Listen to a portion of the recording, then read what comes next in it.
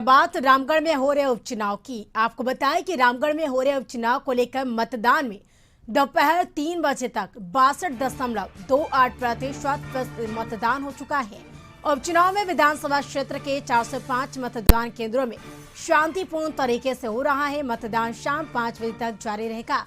संभावना जताई जा रही है कि इस बार के उपचुनाव में पिछली बार डाले गए 71.34% मतों से ज्यादा मतदान हो सकता है और मतदान को लेकर दोपहर में भी मतदाताओं में काफी उत्साह नजर आ रहा है। वह शाम 5 बजे तक होने वाले मतदान को लेकर अभी भी मतदान केंद्र में मतदाताओं की लंबी कतारें लगी हुई है।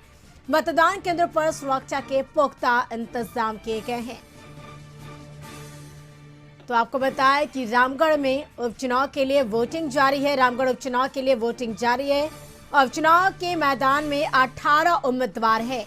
यूपीए और एनडीए प्रत्याशी के बीच या मुख्य मुकाबला है बजरंग महतो और सुनीता चौधरी आमने सामने इस उपचुनावी मैदान में। रामगढ़ उपचुनाव के लिए वोटिंग जारी। आपको बताया कि बजरंग महतो और सुनीता चौधरी के बीच यानी सीधा मुकाबला है। आमने सामने है बजरंग महतो और सुनीता चौधरी।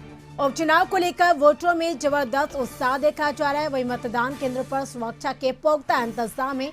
आपको बताया कि आज हो रहे मतदान की जो गिनती है वो 2 मार्च को होगी। और अधिक जानकारी के लिए हमारे साथ संदीप जुड़ चुके हैं लाइव चैट पे। संदीप से बात करते हैं। संदीप, रामगढ़ उपचुनाव के लिए वोटिंग अभी भी जारी है। क्या तस्वीर आप देख पा रहे हैं इस मतदान को लेकर और साथ ही क्या ताजा अपडेट है अब तक की?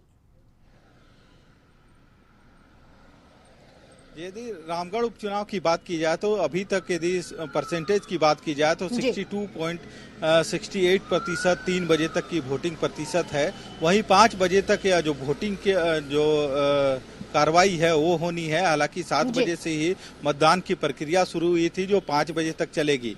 और जिस तरह से 7 बजे से ही जो वोटिंग का रुझान रहा है, परसेंटेज शुरू से ही अधिक देखने को मिला है। यही वजह है कि 3 बजे तक जो प्रतिशत रहा है वह 62% के लगभग रहा है।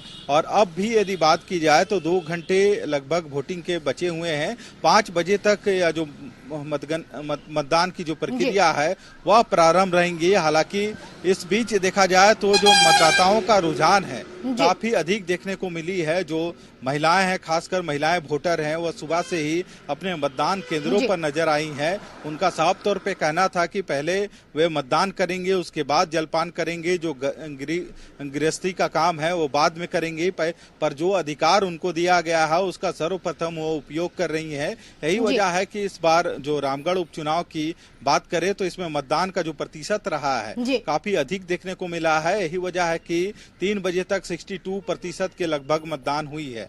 हालांकि 5 बजे तक मतदान होना है और इस पूरे चुनाव में 18 जो प्रत्याशी हैं वे उनके अपने भाग्य का फैसला उनका जनता के बीच होना है और 2 तारीख को मतगणना होनी है। इस बीच यदि बात की जाए तो लगभग 405 मतदान केंद्र बनाए गए थे जहां पे 2000 से अधिक जो मतकर्मी हैं वे इस कार्य में लगे हुए थे।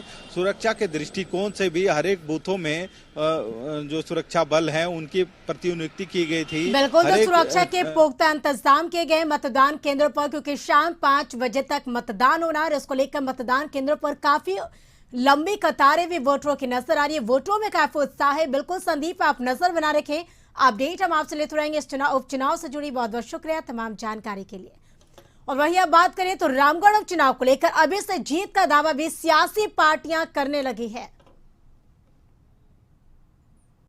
देखा जाता है कि उसमें रुझान ज्यादा होता है शहर की अपेक्षा, लेकिन इस बार शहर पे भी अपील की गई है और मुझे विश्वास है कि शाम होते होते 5 बजे तक वो रिजल्ट पिछले से ज्यादा रहेगा। विपक्ष ने किस तरीके से ममता जी के साथ षड्यंत्र करके कोर्ट को गुमराह करके उन्हें जेल भिजवाने का काम किया।